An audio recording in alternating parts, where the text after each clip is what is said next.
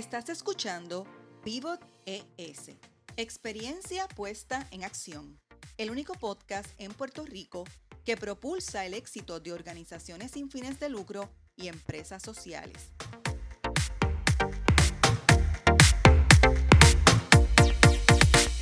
Soy Marieli Rivera, de Changemaker Foundation, y escucharás a líderes que innovan con soluciones para el desarrollo sostenible. En nuestro episodio de hoy, Cultura de Salud para la comunidad LGTBIQ+. Y hoy dialogamos con Wilfred Labiosa, director ejecutivo de la entidad sin fines de lucro Waves Ahead, que visiona la salud mental y la salud psicosocial como pilares para el pleno desarrollo de la comunidad LGTBIQ+, en especial adultos mayores y personas sin hogar. Es psicólogo y trabajador social con una trayectoria impecable de activismo y liderazgo a favor de la salud pública, la salud integral y el bienestar de poblaciones vulneradas. Es graduado de Northeastern University, Simons University y Boston University. Wilfred, es un verdadero placer. ¿Cómo estás? Muy bien, gracias por esta invitación y por participar de esta plataforma. Definitivamente, gracias por ser parte de la red de líderes de Pivot ES. Y Wilfred, antes de comenzar, a mí me gustaría que la audiencia conociera quién tú eres y qué es lo más que te gusta de lo que haces. Pues bien, soy Wilfred Labiosa y como mencionaste, me gradué y estudié toda mi carrera académica en Massachusetts, en Boston específicamente, y también me eduqué en Cuba. Tengo un grado de la Universidad de La Habana, así que me gustó esa oportunidad que tuve para poder educarme y explorar más aún las teorías que impactan nuestra sociedad y nuestra comunidad diversa. Soy de Puerto Rico originalmente y estuve en Puerto Rico hasta high school. Todos mis años de educación en Puerto Rico fueron en la Academia Santa Teresita y regresé hace 6 años por la necesidad de cuidar a mi mamá y a mi papá que estaban confrontando una situación médica y pues me mudé de regreso a mi patria. Todo pasa por algo, así que gracias a ellos que ahora no están conmigo físicamente, estoy aquí en Puerto Rico tratando de forjar un cambio en nuestra sociedad. Y lo más que me gusta es eso mismo, que estoy trayendo programas, trayendo cambios a nuestra sociedad poco a poco. Sé que es un trabajo arduo, pero ese trabajo me gusta y los líderes y las líderes de la comunidad LGBTIQ+, somos un buen círculo de colegas que nos ayudamos y que nos hablamos y que nos damos ese apoyo. Pues yo admiro mucho el trabajo que haces y lo que logras, ¿verdad? En sinergia con otras personas. Y me impactó el tema desde la perspectiva cuando tuvimos que enfrentar la emergencia del huracán María. Hubo unas circunstancias, ¿verdad? A raíz del huracán que llevan a descubrir o a poner sobre la mesa asuntos que han estado, problemas que existen, pero que no se les había dado la mirada ni la atención. Y yo sé que tú has estado trabajando con esto desde antes del huracán. Obviamente acabas de explicarnos que llevas ya casi 7 años en Puerto Rico, pero me parece que se acentuó, ¿verdad?, con lo que vivimos en esa experiencia del desastre natural. Y quería enmarcar esta conversación precisamente en un concepto que es muy interesante, me parece que poco discutido y que yo llevo trabajando con la Fundación Robert Wood Johnson como becaria, y es el tema de la cultura de salud. Y en ese sentido me gustaría que tú explicaras cómo ustedes accionan esa cultura de salud desde el trabajo de Waves Ahead, en especial, ¿verdad?, con las poblaciones que ustedes atienden y desde ese entorno del activismo dentro de la entidad. Mira, siempre yo desarrollo programas que sean de un marco de salud mental. Creo que nosotros en Puerto Rico y en nuestra cultura latina no ponemos esa identificación o esa esfuerzos a la salud mental. Y la salud mental de nosotros impacta nuestra salud física, impacta cómo nosotros nos relacionamos con otras personas en nuestra comunidad, en nuestro entorno de la sociedad.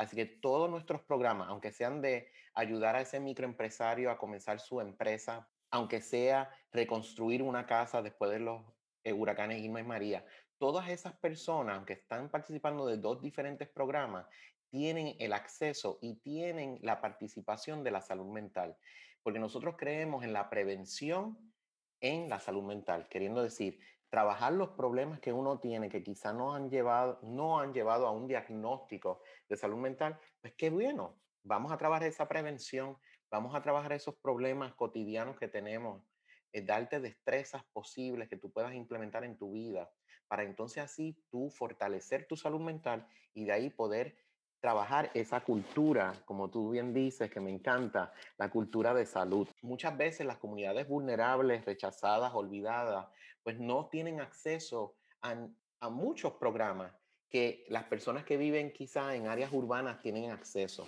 Me explico.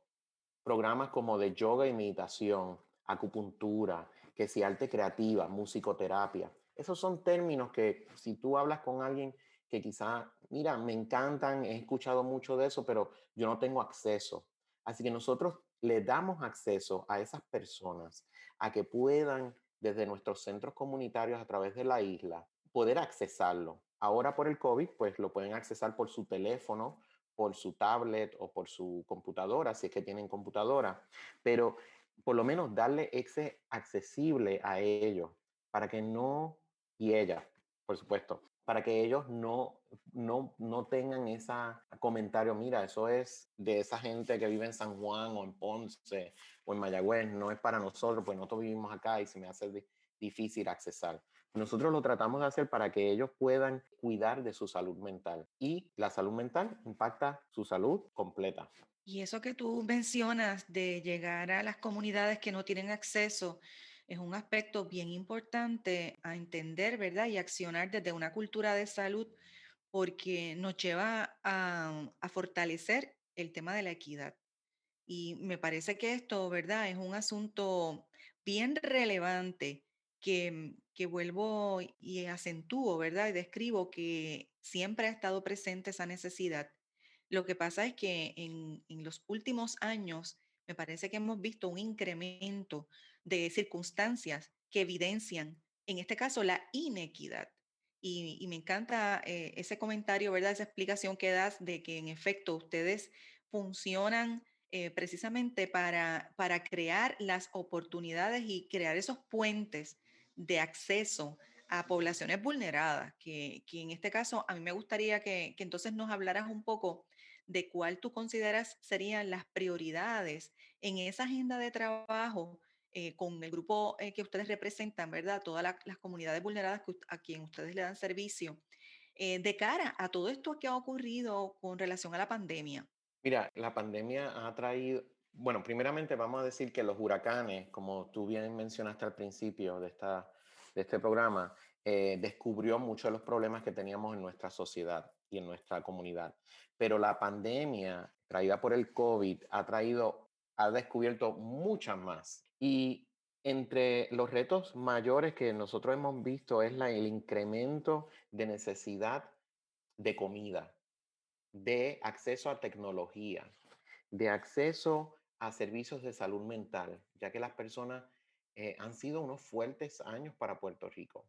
Han sido unos años fuertes para nuestra comunidad y más aún para nuestras comunidades vulnerables como son nuestro adulto mayor, nuestra comunidad LGBT, que también han sido confrontados por estos homicidios, específicamente de la comunidad transgénero, pero también de comunidades lesbianas, gay, que han sido asesinadas por crímenes de odio o también por situaciones de violencia doméstica. Así que esos son unos retos.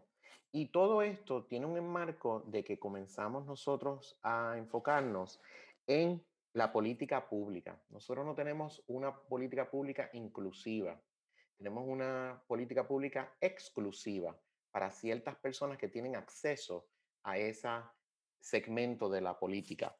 Estoy hablando política pública, no estoy hablando partido político, sino es una política pública. Y todo esto tiene ese marco de que no tenemos data para poder seguir abogando por estas comunidades. Por ende, nosotros entendemos la importancia de data y ahora en este mes estamos comenzando un programa de comenzar un segmento de esta población vulnerable, que es el segmento de la comunidad LGBT 50 plus que está viviendo con VIH-Sida. No tenemos data.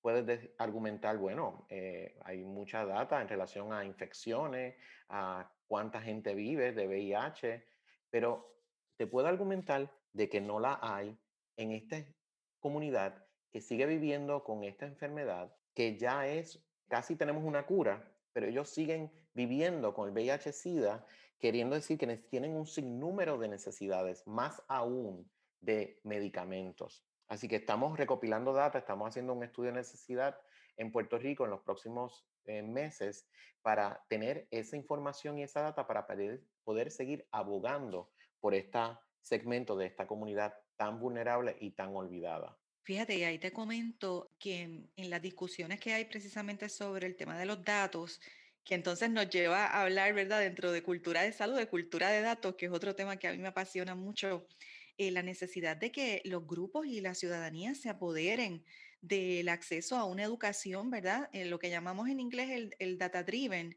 es tener ese acceso también a la información y poder crear de manera ciudadana estos bancos de datos e información, lo que llamamos open data, para que entonces ustedes puedan no solamente afinar en los servicios, políticas públicas o política social, que hay veces que hay políticas públicas simplemente dormidas, que no las accionan o a veces lo que no ocurre es que no existe, o sea, una política pública en particular y hay que generarla, ¿verdad? Crearla.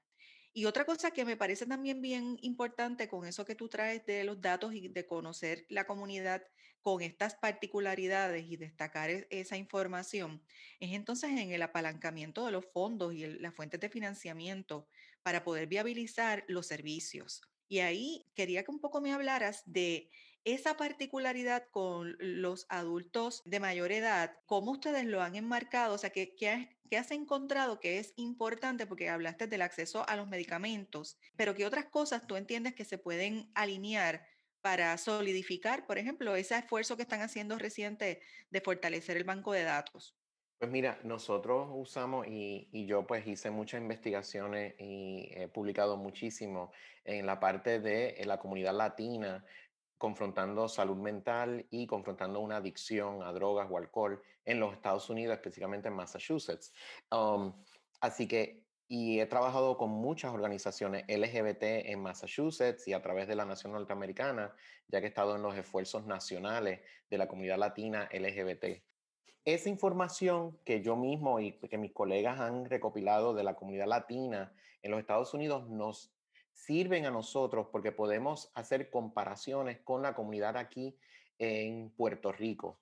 Al igual que hay muchos estudios que se hacen en Latinoamérica, en otros países caribeños, al igual que en Europa, que podemos asumir ciertas estadísticas que pueden impactar aquí en Puerto Rico.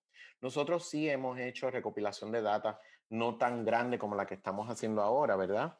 En el 2014 hicimos una afiliación con ARP en Puerto Rico y hicimos un congreso con 100 personas LGBT representativas de todo el país para poder recopilar las necesidades que tienen esas personas y que ellos y ellas representaban en ese momento. Al igual que hicimos un cuestionario que hicimos con más de 200 y pico de personas después de los huracanes para ver cuáles eran las necesidades que teníamos que enfocarnos. Mucho de eso regresa a la falta de alimentos y a la falta de educación en relación a la salud mental. Regreso a la parte de salud mental porque muchos de nosotros nos crecemos en esta sociedad puertorriqueña diciéndonos que no te puedes expresar tus emociones, que eso se guarda en la familia o eso se guarda contigo o con el sacerdote o con el ministro, que eso no se expresa, que eso es algo en tu casa, eso es algo de familia. En los problemas los trabajamos aquí adentro, no allá afuera. Tú no le vas ni al tío ni a la tía, le vas a decir nada de esto. Y entonces crecemos en esta cultura que entonces hace tabú hablar de nuestros sentimientos, de nuestras emociones, de lo que nos está pasando. Y entonces encerramos expresarnos. Eso de palabra de exprésate no se usa.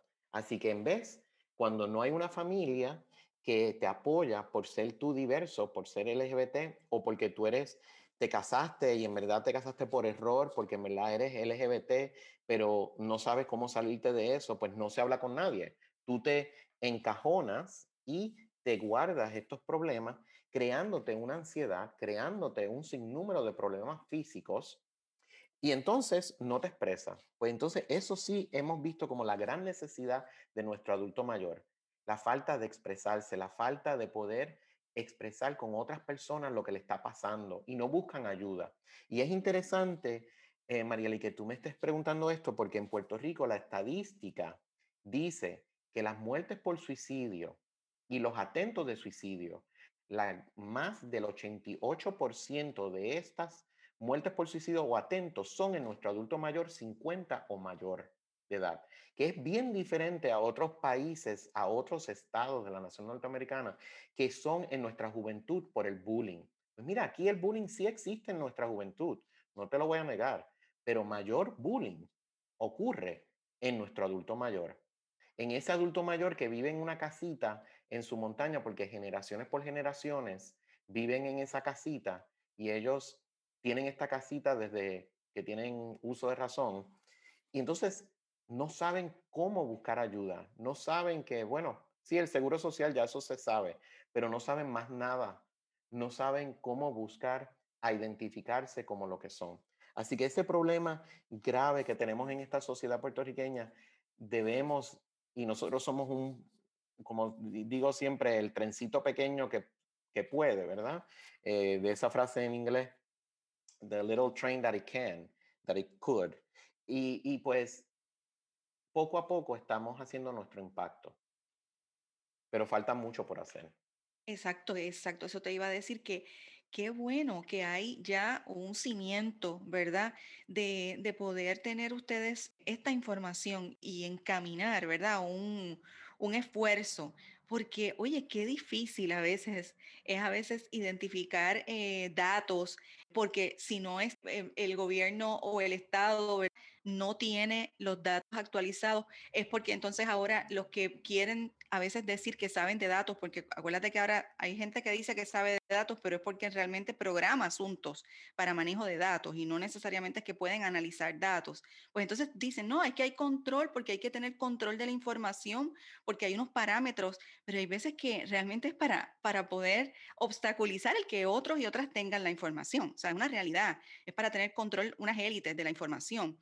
Y creo que al ustedes tener, ¿verdad?, el acceso, pues entonces eso les encamina a que sus programas se solidifican, porque pueden llegar no solamente a más personas, sino a puntualizar más aspectos importantes como eso que tú traes, que es tan crítico y tan esencial para la vida, que es la salud mental. Y perdona que te interrumpa, porque es importante saber de que estas preguntas de nuestra comunidad LGBT no se hacen por lo mismo que tú estás diciendo. No quieren saber algo porque entonces significa que vamos a tener más trabajo o Exacto. va a haber más necesidad. So, es mejor no preguntar. Y nuestra parte de abogacía es abogar para que se incluyan preguntas al respecto. El censo es muy buen punto que podemos coger como un ejemplo de macro de un sistema de colección de data, porque bajo la administración ahora pasada del presidente, pues él quitó preguntas que se habían hecho en el 2000 de la comunidad LGBT, porque no le beneficiaba y porque pues había homofobia y transfobia en ese gobierno, ¿verdad? Que ahora cambió, ¿verdad? Pero Ujú. el acceso a data no existe y es porque no lo preguntan también. Exacto. Y es interesante porque nos lleva otra vez a lo que hablábamos al principio con relación a cultura de salud, que precisamente tú accionas una cultura de salud diseñando nuevas formas de vivir, aprender y trabajar, y esto es un ejemplo de ello. O sea, poder sintetizar y aclarar qué aspectos se están dejando afuera, ¿verdad? Por intereses o por homofobia, transfobia, y impactan a todos y a todas por igual. Y eso es bien pertinente para las perspectivas de política pública, ¿verdad? Y yo quería que tú hablaras de eso, de si ustedes están, ya identificaron esta necesidad, y la han encaminado, ¿verdad? Están en ese proceso. ¿Cómo lo visualizas presentando ya abogacía a favor de unas políticas públicas en particular y cuál, si tienes alguna en perspectiva de trabajarla? Pues sí, nosotros hemos identificado diferentes que en verdad te voy a mencionar una simplemente porque es la que se está mencionando en los medios, porque de hablar de todas ellas, pues estaríamos aquí otro programa más. Pero lo de, lo de terapia reparativa, que la gente no, o de conversión, que la gente no entiende esa parte. Mira, ese tipo de terapia nunca tuvo una formalización en el ámbito de salud mental entre psicólogos y trabajadores sociales clínicos y consejeros. Esa terapia de conversión o reparativa, los estudios enseñan que nada más se estudiaron 5 personas y que tomó mucho auge simplemente porque viene de una temática conservadora y religiosa, religiosa fundamentalista. Esas terapias que se usan todavía en Puerto Rico, y sí, hospitales no la usan centros comunitarios como el de nosotros, como organizaciones como nosotros, que están cultas, que están educadas en no usarlo, pero sí se usa en los ámbitos religiosos de esas iglesias fundamentalistas. Y ese tipo de terapia se ha expandido a no solamente jóvenes que los papás llevan a ese jovencito a esa iglesia, a ese consejero, a ese terapista, bueno, se dicen llamar consejeros y terapistas. Cámbiame al nene, chica, cámbiame el nene. Esta nena me tiene loco porque mira que se actúa de esta manera, le gustan los nenes, le gustan las nenas. Pues mira, no hay nada de cambiar. Esa es la diversidad que nosotros tenemos.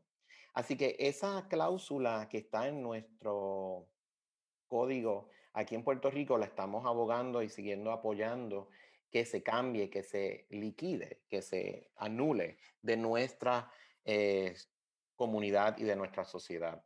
Ya los seguros médicos no la pagan o sí, no la pagan, pero es una de muchas legislaciones que estamos tratando de educar a los legisladores, educar al gobierno central y municipal, a los líderes comunitarios, para que ellos y ellas puedan ser portavoces de este cambio.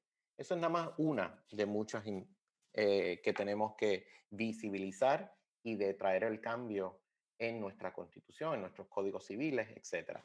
Y eso me trae, ¿verdad? Con esa, una de ellas que estamos explicando, hablarte de cómo también eso se comparte y se discute con nuestra diáspora, ¿verdad? En términos del ejercicio de la abogacía. Y quería que me hablaras de eso. Si ustedes, por ejemplo, en cuanto a este tema particular que estamos hablando de las terapias de conversión, ¿verdad? Lo has explicado. Si es una discusión que ustedes han tenido que consultar y no es consultar, sino discutirla, me refiero, y traerla a la atención, porque yo estoy segura que en otros lugares también se dan estos fenómenos. Así que quería que hablaras un poco de esa relación de discusión con la diáspora con este aspecto de la abogacía. Mira, yo siempre digo gracias a la diáspora, a la diversidad de nuestra diáspora boricua, nuestra diáspora LGBT, que vive a través de todo el mundo, es que nosotros podemos hacer el trabajo que hacemos en Waves Ahead y Sage Puerto Rico.